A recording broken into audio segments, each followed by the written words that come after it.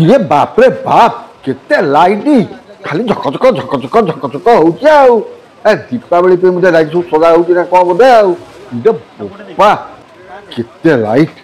ମୋ ପାଖରେ ଲିଚୁ ଭେରାଇଟି ସବୁ ମିଳେ। ଲିଚୁ ଖରାଦିନ ପାଇଁ ଫ୍ୟାନ ମିନି କୁଲର। ଆଚ୍ଛା ଏଟା ଗୋଟେ କୁଲର, ଏଟା ହ୍ୟାଣ୍ଡ ଫ୍ୟାନ। ଏଇଟା ହ୍ୟାଣ୍ଡ ଫ୍ୟାନ ନା? ଆଜ୍ଞା ଆରେ ଭାଇ ବଢିଆ ପବନ ହଉଛି ଆଉ। ସ୍ପିକର ମିଳେ। ସ୍ପିକର ମିଳେ। ହଁ ଏଟା ଟର୍ଚ ସବୁ।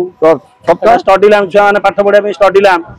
ମାନେ ତୁମ ଦୋକାନରେ ଇଲେକ୍ଟ୍ରୋନିକ୍ସ ଆଇଟମ ସବୁ ଏଠିକାରେ ମିଳୁଛି। ଆଜ୍ଞା ଆଜ୍ଞା। ମାନେ ଏଇଟା ଆମର 1 ନମ୍ବର ହାଟରେ କ'ଣ ନାଁଟା କ'ଣ? New look mobile accessories and electronic centre. ଆଚ୍ଛା ଆଚ୍ଛା, ନ୍ୟୁ ଲୁକ୍ ମୋବାଇଲ ଆକ୍ସେସରିଜ ଆଉ ଇଲେକ୍ଟ୍ରୋନିକ୍ ସେଣ୍ଟର। ଇଲେକ୍ଟ୍ରୋନିକ୍ ସେଣ୍ଟର ଏଇଟା 1 ନମ୍ବର ହାଟରେ ଅଛି। ଆପଣ ଯେତେବେଳେ ଆସିବେ ଏଇ ଦୋକାନକୁ ଆସିବେ, ଏ ମାଲିକକୁ ଦେଖନ୍ତୁ, ଏଠି ଠିଆ ହେଇଛନ୍ତି ମାଲିକ। ମାଲିକ ଠିଆ ହେଇଛନ୍ତି, ବହୁତ ଭଲ ଲୋକ, ହସି ହସି କଥା କହିବେ, ବେଶୀ ପଇସା ନେବେନି। ରେଟ୍ ଆଜ୍ଞା ମୋର ଗୋଟେ ବଡ ଖାସିୟତ ହଉଛି, ବେପାରୀ ମାନେ ଆସିକି ନେବେ 50 ପିସ୍ ନେବେ, ଯୋଉ 5 ଟଙ୍କା, ଆପଣ ଗୋଟେ ପିସ୍ ନେବେ ସେଇ 5 ଟଙ୍କା, ଆପଣଙ୍କୁ ଅଧିକ ରେଟ୍ ରଖା। ମାନେ ବେପାରୀ ମାନେ ଯୋଉ ରେଟରେ ନେବେ ଆପଣ ମଧ୍ୟ ସେଇ ରେଟରେ ଦଉଛନ୍ତି ନାଇଁ? ଯୋଉ ମିନି କୁଲରଟି ଦେଖେଇଲ, ଆଜ୍ଞା ଏଇଟା କ'ଣ? ବଡ କୁଲର ଏଟା ହଉଛି ଛୋଟଟା ମିନି ଆଉ।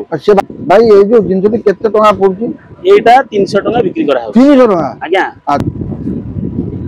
ହଁ ଥଣ୍ଡା ହଉଛି ଆଉ। ମୁଁ ତ ଗୋଟିଏ ନେଲି, ଆପଣ ଯେତେବେଳେ 1 ନମ୍ବର ହାଟକୁ ଆସିବେ, ମାନେ ଭୁବନେଶ୍ୱର 1 ନମ୍ବର ହାଟରେ ନବବାବୁ ବୋଲି ପଚାରିବେ, ନଚେତ ନ୍ୟୁ ଲୁକ୍ ଇଲେକ୍ଟ୍ରୋନିକ୍ ଦୋକାନ କୋଉଟା ପଚାରିଦେଲେ ଲୋକମାନେ କହିଦେବେ। ଆସିବେ, ଆପଣଙ୍କୁ କେମିତି ଲାଗିବ, କ'ଣ କରିବ, ରେଟ୍ ମତେ କହିବେ।